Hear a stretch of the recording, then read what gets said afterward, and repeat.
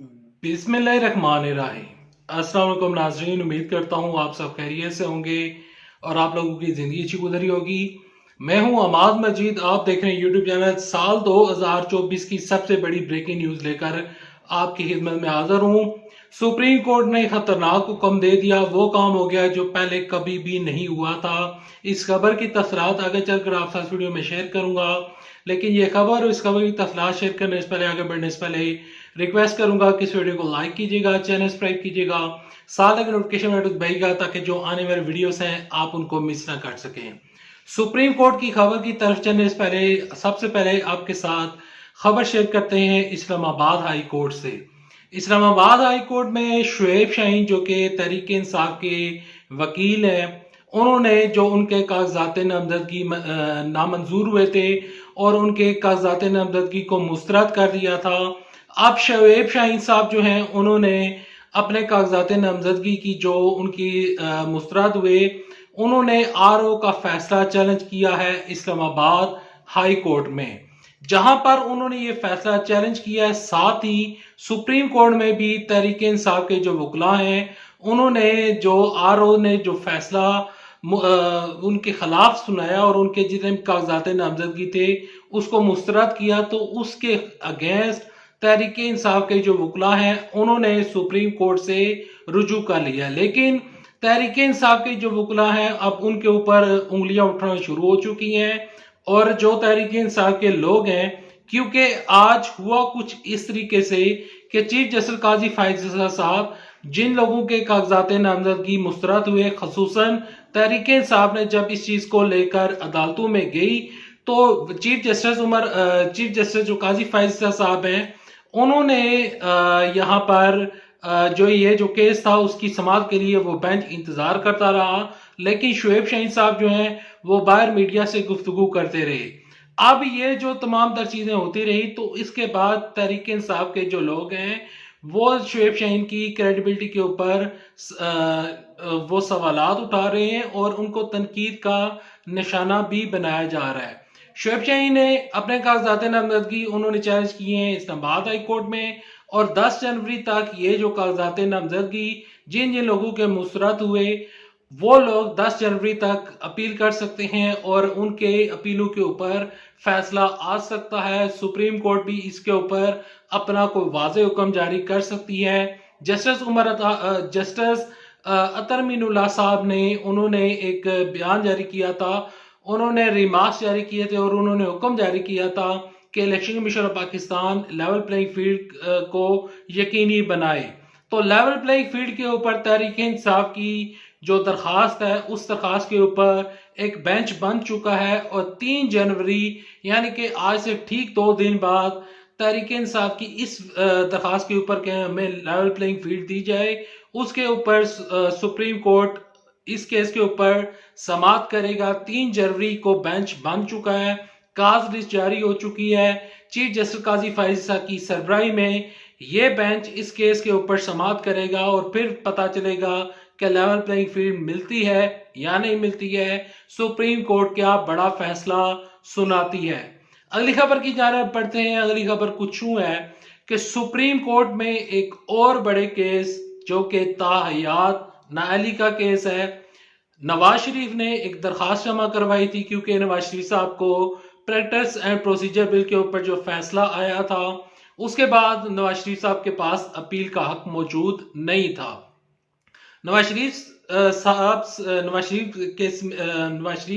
और जहांगीर तरीन साहब जो हैं, इन समेत जो लोग तायात नायल हुए थे, उनके पास अपील का हक नहीं था आर्टिकल 62-63 के बाद। अब उस केस की समाअत होगी कल, यानी कि 2 जनवरी को। 2 जनवरी को जो सुप्रीम कोर्ट का बेंच है, वो इस केस के ऊपर एक 7 रुकनी बेंच तश्कील दे दिया गया है और आर्टिकल 62-63 के तहत जिन जिन लोगों की तायात नैली हुई है, उस केस की समाअत होगी और फिर अदालत कोई अपना बड़ा फैसला जारी करेगी और उस फैसले के बाद हमें पता चलेगा कि नवाज शरीफ साहब पाकिस्तान में रहेंगे या फिर इंग्लैंड चले जाएंगे। क्योंकि अगर अदालत ने उनके खिलाफ फैसला जारी कर दिया तो फिर नवाज शरीफ साहब पाकिस्तान नहीं रुकेंगे, फिर वो यकीनन इंग्लैंड जाते हुए नजर आएंगे। अगली खबर की जानिब बढ़ते हैं। अदालत ने खतरनाक हुक्म जारी कर दिया। इस खबर की तफसीलात कुछ यूं है कि तहरीक इंसाफ के वो लोग वो उनके पार्टी मेंबरान या उनके सीनियर तरीन लीडरान, जिनमें जरताज गुल साहिबा, इसके अलावा अमाद अजहर साहब और मुराद सईद, और इसके अलावा 50 से ज़्यादा लोग जो हैं, उनके जो लोग जो 9 मई में इन्वॉल्व थे और उनके ऊपर केसेस चल रहे थे, अदालतों ने उनको कहा था कि आप अदालत में आए, अपना मौक़िफ़ पेश करें, तो अदालतों में वो पेश नहीं हुए, उनको इश्तिहारी करार दिया गया। आज गुजरांवाला की एटीसी कोर्ट यानी कि यहाँ पर इस दादे दहशतगर्दी की अदालत में इस केस के ऊपर दोबारा समाअत हुई और अदालत ने ना सिर्फ उनके खिलाफ कार्रवाई करने का हुक्म जारी किया है, बल्कि ये भी कहा है कि उनके जो बैनर्स हैं, जो उनके पोस्टर्स हैं, उनको अवेजा किया जाए। और साथ ही एटीसी कोर्ट गुजरांवाला ने उन्होंने ये कहा है कि ये जितने भी लोग इश्तिहारी हैं, अमाद अजहर, मुराद सईद और जरताज गुल साहिबा और दीगर लोगों की जितनी भी मनकूला और गैर मनकूला जायदादें हैं, उनको जब्त किया जाए और उनकी जो तमाम तर डिटेल्स हैं वो अदालत में जमा करवाई जाएं। ये वो काम हुआ है, ये वो खतरनाक हुक्म है जो आज से पहले तहरीक इंसाफ के हवाले से नहीं हुआ था। यहाँ पर अब ये जो बड़ा हुक्म आया है, तहरीक इंसाफ के लिए मुश्किलात में बड़ा इजाफा हो चुका है और साथ ही कागजात नामजदगी मुस्तरद हुए हैं। साथ ही मैं आपके साथ ये खबर भी शेयर करता चलूं कि यहाँ पर ये खबरें भी सामने आ रही हैं, तो दूसरी जानब से इलेक्शन कमीशन ऑफ पाकिस्तान ने जब ये इलेक्शन का शेड्यूल जारी किया, जब ये आरओज ने अपने फैसले जारी किए, तो 7 नवाज शरीफ साहब के कागजात नामजदगी मंजूर कर लिए गए थे। जब नवाज शरीफ साहब के कागजात नामजदगी आरओ ने NA 130 में उनके कागजात नामजदगी मंजूर किए, तो उस केस को यानी कि उस फैसले को, आरओ के उस फैसले को चैलेंज किया गया है और कहा गया है, इलेक्शन ट्रिब्यूनल से इस्तदा की गई है कि नवाज शरीफ साहब तायात नायल हैं, उनको आरओ जो है वो किस तरह इलेक्शन लड़ने की इजाजत दे सकती है। अब 2 जनवरी को यानी कि कल सुप्रीम कोर्ट में इस केस के ऊपर समाअत होगी। अगर सुप्रीम कोर्ट क्लियर कर देती है नवाज शरीफ साहब को, तो नवाज शरीफ साहब इलेक्शन लड़ने के अहल हो सकते हैं। जबकि दूसरी जानब अगर सुप्रीम कोर्ट उनको अहल करार नहीं देती, तो नवाज शरीफ साहब के लिए मुश्किल खड़ी हो सकती हैं।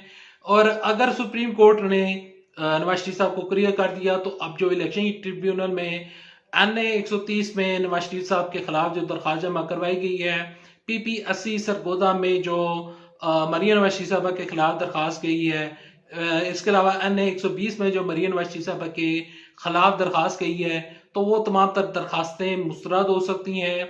और यहाँ पर शहबाज शरीफ के हवाले से एक ताज़ा तरीन खबर भी आपके साथ शेयर करता चलूं कि सुप्रीम कोर्ट ने फैजाबाद धरना केस में शहबाज शरीफ को पेश करने का हुक्म जारी कर दिया गया है और कहा है कि आप अदालत में हैं, आपसे हम सवाल जवाब करेंगे और आपने आकर जवाब अपना जमा करवाना है। अब अगले जो 2-3 दिन है वो इंतहाई इंपॉर्टेंट है। 2 जनवरी कल अदालत में केस लगेगा। आर्टिकल 62-63 के तहत जो तायात न ली है उसके ऊपर केस की समाअत होगी। 3 तारीख को लेवल प्लेइंग फील्ड के ऊपर बात होगी और ये जो अगला हफ्ता है और 10 जनवरी तक जो कागजात नामजदगी मुस्तरद हुए हैं, जिसमें शेख रशीद साहब भी मौजूद हैं, तो वो तमाम बंदे क्लियर होते हैं या नहीं, ये 9 दिन इन तमाम तर चीज़ों को डिसाइड करेंगे और फिर इलेक्शन की जो सिचुएशन है वो हमें क्लियर होती हुई नजर आएगी। Thanks for watching this video. For more videos and news update, don't forget to subscribe the channel. अल्लाह हाफिज। पाकिस्तान जिंदाबाद और फाजे पाकिस्तान जिंदाबाद। यहाँ पर जाते आपसे माजरत चाहता हूँ कि मैं वीडियो बहुत तेजी के साथ बना रहा हूँ, क्योंकि पाकिस्तान में इस टाइम लोड शेडिंग का मसला अरूज के ऊपर है। जो ही वीडियो बनाना शुरू करता हूँ बिजली चली जाती है और मैं ये वीडियो अपने स्टूडियो के बजाय बल्कि एक और जगह पर बैठकर बना रहा हूँ, क्योंकि वहां पर मेरे पास बिजली मौजूद नहीं थी। आप कमेंट सेक्शन में लिखिएगा कि आपके इलाके में बिजली मौजूद है या नहीं, कमेंट सेक्शन में लिखिएगा और अपने शहर इलाके का नाम कमेंट सेक्शन में लिखिएगा। मुझे पता चलेगा कि मेरी वीडियोस लोग कहाँ कहाँ से देख रहे हैं। अल्लाह हाफिज। पाकिस्तान जिंदाबाद। अफवाज पाकिस्तान जिंदाबाद।